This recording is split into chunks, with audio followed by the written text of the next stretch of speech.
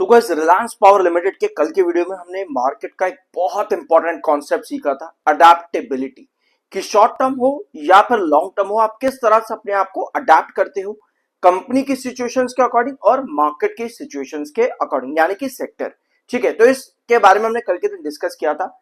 अब आज के दिन रिलायंस पावर में मोमेंटम वापस से कंटिन्यू हुआ है।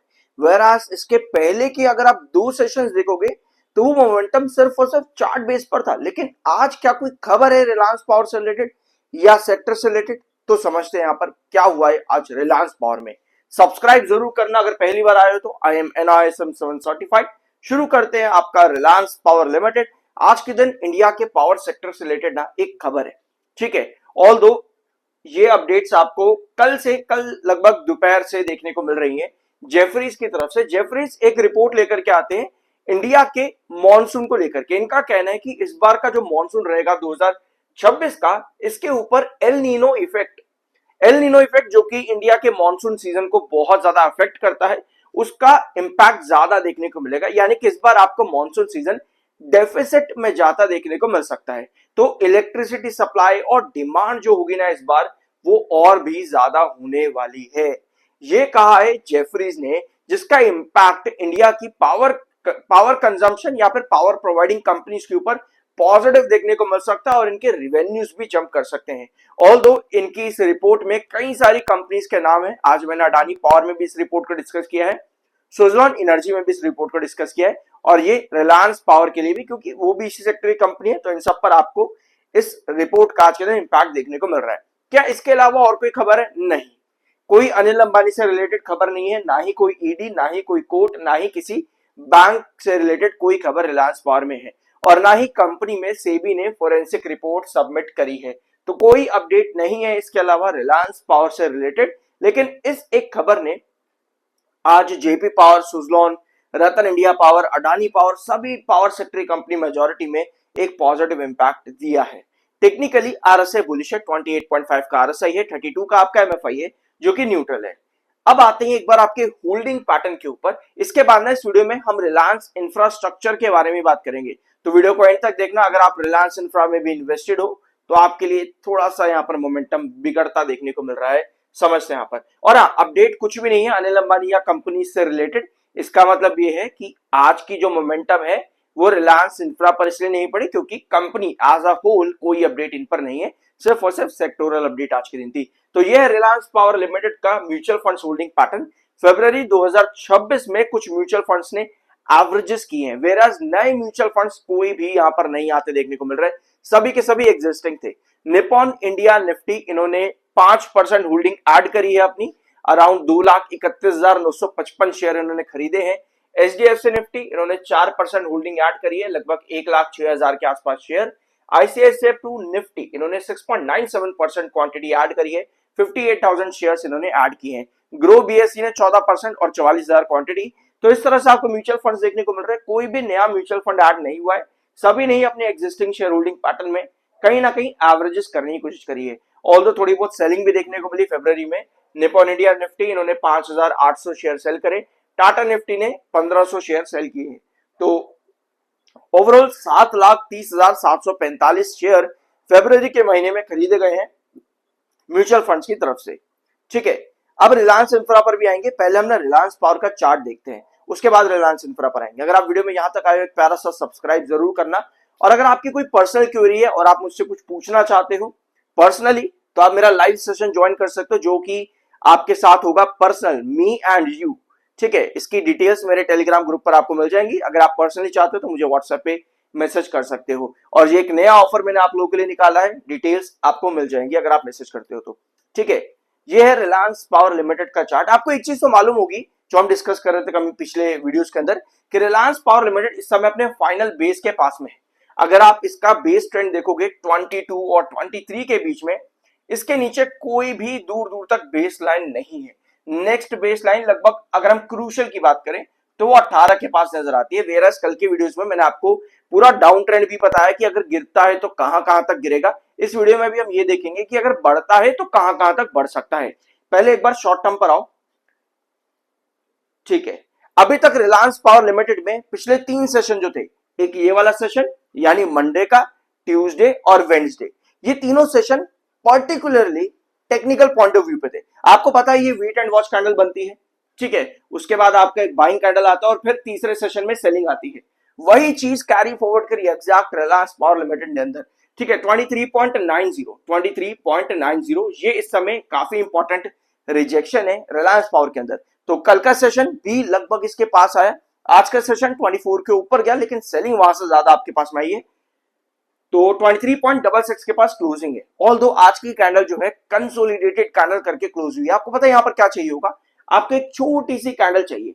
देखो ये जितना भी मैं अभी आपको यहाँ पर पूरा स्केनेरियो बता रहा हूं ना, ये शॉर्ट टर्म का है, यानी कि स्विंग ट्रेड या फिर इंट्राडे या बीटीएससी जैसी सिचुएशंस में आपको ये सभी कैंडल्स पर नजर रखनी होती है। लेकिन जब आप बात करते हो लॉन्ग टर्म की, ये छोटी कैंडल बनती है, तब आप यहाँ पर उम्मीद करते हो कि आपको फर्दर से एक ब्रेकआउट मिल सकता है। जब बात करते हैं लॉन्ग टर्म की, तो लॉन्ग टर्म में ना आपको पूरा ये देखना होता है कि पहले स्टॉक के चार्ट्स ने क्या क्या मुझको शो करा है। अभी तक रिलायंस पावर लिमिटेड एक बड़े डाउनफॉल के अंदर है, ऑल्दो जिस तरह की रिकवरी अभी यहां पर क्रिएट हुई है ना, ये रिकवरी बहुत बार रिलायंस पावर में देखने को मिली है, बट अल्टीमेटली सारा जो ट्रेंड है वो एक डाउन ट्रेंड के अंदर ही बना हुआ है और इस समय फाइनल बेस लाइन के पास में है। यानी इस फाइनल बेस लाइन को ब्रेकआउट करने के लिए एटलीस्ट 25 क्रॉस करना बहुत ज्यादा जरूरी है रिलायंस पावर के लिए, अगर आप लॉन्ग टर्म के अंदर जा रहे हो, यानी कि तभी आप यहां पर एवरेजेस के लिए जाते हो लॉन्ग टर्म में, अदरवाइज नहीं जाते हो आप लोग, ठीक है। और अगर आपको कोई बड़े ब्रेकआउट चाहिए अप ट्रेंड के अंदर, मान लो 25 क्रॉस होता है, पहले तो 23.90 यही सबसे इंपॉर्टेंट हर्डल है, यही क्रॉस होना बहुत ज्यादा जरूरी है। उसके बाद क्रूशियल लेवल आपका आता है 28 का, फिर आपके पास में आता है अराउंड 36, आप कह सकते हो 36, फिर आपके पास क्रूशियल ट्रेंड आता है 40 एंड फिर आपके पास में आता है 44, ठीक है। तो अप ट्रेंड में जब आप जाते हो किसी भी स्टॉक के अंदर, तो आपको ये मालूम होना चाहिए कि पुराने चार्ट्स के ऊपर आपको कौन कौन से इंपॉर्टेंट बेस लाइन्स यहाँ पर ट्रेंड्स नजर आए थे। ये मैंने लमसम अभी क्रिएट करा है, अगर आप डिटेल में चाहते हो तो मेरे वीडियोस अवेलेबल है चैनल पर। और अगर आप डिटेल की बात करते हो ना जब भी, तो हमेशा ना पूरा गो थ्रू होकर के जा करो। जैसे कि एक बार यहाँ पर बेस लिया हुआ है स्टॉक ने, एक बार यहाँ पर बेस लिया हुआ है, एक बार इधर भी लिया हुआ है बेस, एक बार यहाँ रिजेक्शन खाया हुआ है, इधर भी रिजेक्शन खाया हुआ है। तो इस तरह से आप लॉन्ग टर्म ट्रेंड अपने बनाते चले जाते हो कि मुझे कहां पर एंट्री करनी चाहिए इन अ लॉन्ग रन और कहां पर एग्जिट करना चाहिए इन अ लॉन्ग रन, कहां पर मेरे एवरेजेस आने चाहिए। तो इस सब को आप चार्ट्स के ऊपर समझते हो। अपार्ट फ्रॉम दिस, न्यूज अपना मेजर रोल प्ले करती है, जो कि अभी के लिए रिलायंस पावर से रिलेटेड कोई भी नजर नहीं आ रही है, ठीक है। अब आते हैं आपके रिलायंस इंफ्रास्ट्रक्चर पर। देखो रिलायंस इंफ्रा की पोजीशन इस समय देखो क्या है कि कंपनी में ऑलरेडी आपको बड़ी गिरावट मिल चुकी है, ठीक है। इस कंपनी ने एक टाइम था जब बहुत बढ़िया रिटर्न दिए और रिलायंस पावर ने भी यही रिटर्न्स दिए हैं।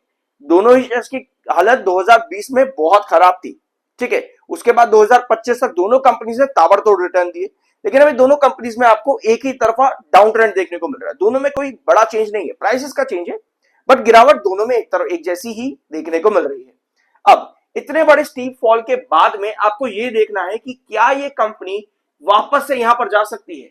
अभी इतना गिरा, उसके पीछे रीजन चलो पीछे हो गए, कोई बात नहीं है, लेकिन अभी जहां पर गिरा हो उसके पीछे रीजन आज के हैं, मतलब अभी के रीजन से, ईडी की रेड, कंपनी की प्रॉपर्टीज अटैच्ड, बहुत चीजें हैं इसके पीछे, फ्रॉड केसेस एंड ऑल, बहुत कुछ है अभी। तो अगर इतना बड़ा आपको ट्रेंड वापस से चाहिए ना, तो ये सारे मामले आपको हटाने पड़ेंगे कंपनी के ऊपर से। अगर हटते हैं तो ही आप कहते हो कि हाँ भैया मुझे इतनी बड़ी रैली वापस से मिलेगी। अदरवाइज अगर आप कंपनी के फाइनेंशियल और फंडामेंटल बेसिस पर किसी भी कंपनी पे एंट्री करो, तो मेरे ख्याल से आपको थोड़ा सा ये डिटेल्स के बारे में देख लेना चाहिए। कंपनी का इस समय करंट रेशियो 0.28 पर है, जो कि किसी भी कंपनी के लिए बहुत खराब होता है। इसका मतलब यह है कि कंपनी अपने एसेट्स को अपनी लायबिलिटीज के अगेंस्ट में सही तरीके से यूटिलाइज नहीं कर पा रही है। पी रेशियो कंपनी का काफी ज्यादा हाई है अगर आप ईपीएस से कंपेयर करोगे। इसका मतलब है कि कंपनी की वैल्यूएशंस, यानी कंपनी का जो रिवेन्यू है, प्रॉफिट्स है, वो सही तरीके से मैनेज नहीं हो पा रहे हैं। बुक वैल्यू आपको 414 रुपए की भले ही नजर आती है। कई बार लोग क्या कहते हैं कि भाई बुक वैल्यू बहुत ज्यादा है, इसका मतलब यह है कि कंपनी पे एटलीस्ट इतना प्राइस तो आएगा ही आएगा, लिख करके ले लो। ऐसा नहीं होता। Higher book value doesn't mean कि स्टॉक का प्राइस वहां तक आएगा ही आएगा। बुक वैल्यू चेंज होती है कंपनी की वैल्यूएशंस के अकॉर्डिंग। तो अगर कल को यहाँ पर कंपनी में थोड़ी बहुत और गिरावट आती है या फिर फाइनेंशियल्स और थोड़े बिगड़ते हैं, तो कंपनी की बुक वैल्यू भी करेक्ट होती देखने को मिल सकती है। बुक वैल्यू का मतलब ये नहीं है कि स्टॉक इतना बढ़ेगा ही बढ़ेगा। कई बार क्या होता है, कोई किसी कंपनी का बुक वैल्यू 200 रुपए का होता है और वो 2000 पर चल रहा है, तो क्या वो 2000 का शेयर 200 रुपए पर गिरेगा? ऐसा नहीं है ना। तो बुक वैल्यू के अकॉर्डिंग आप सिर्फ और सिर्फ सब चीजें डिसाइड नहीं कर सकते, आपको कंपनी के current ratio, price to book ratio, P ratio, EPS, बहुत चीजें देखनी होती है। ठीक है, अगर आप इस कंपनी के रिजल्ट्स देखोगे तो कुछ खास कंपनी ने परफॉर्म नहीं किया है। ठीक है, कुछ खास कंपनी का परफॉर्मेंस नहीं चल रहा है पिछले एक साल के अंदर, ऑल्दो उसके बावजूद भी कंपनी ने बहुत बढ़िया रिटर्न्स दिए हैं, बट स्टिल फाइनेंशियली जब आप देखते हो कंपनी को तो नहीं, कंपनी वो परफॉर्मेंस नहीं दे रही है। वेराज प्रॉफिट पे भी अगर आप देखोगे कंपनी का ग्रोथ परसेंटेज कितना है, यस, प्रॉफिट पर कंपनी का ग्रोथ परसेंटेज काफी बढ़िया है, 104%, 50%, 126। तो प्रॉफिट ग्रोथ पर कंपनी बहुत बढ़िया काम कर रही है, लेकिन रिवेन्यू ग्रोथ पर कंपनी का परफॉर्मेंस इतना बढ़िया अभी नजर नहीं आता है।